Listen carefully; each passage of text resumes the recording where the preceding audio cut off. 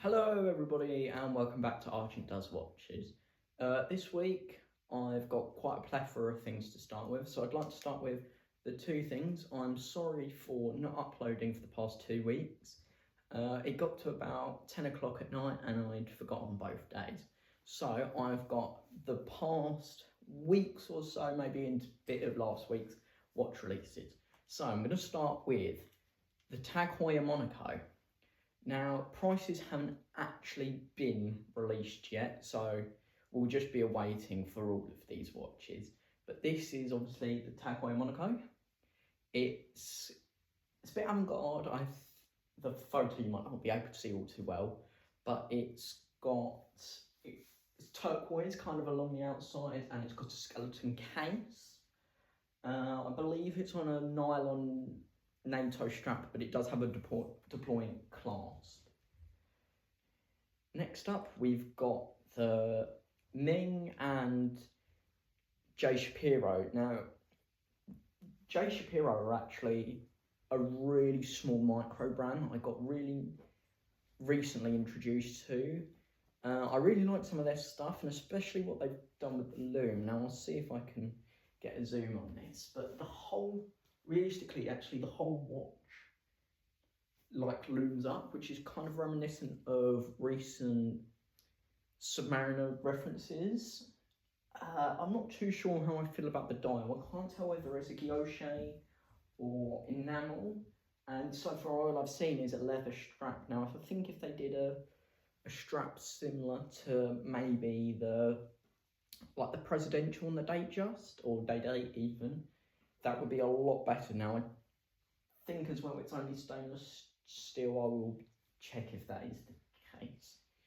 Next up, we have the Frederic Constant. I can't remember exactly what the model is. I'll have that pinned in the comment section or the description, but it's it's only in 39 and I believe 36 millimeters. And it's very, very reminiscent of the Royal Oak.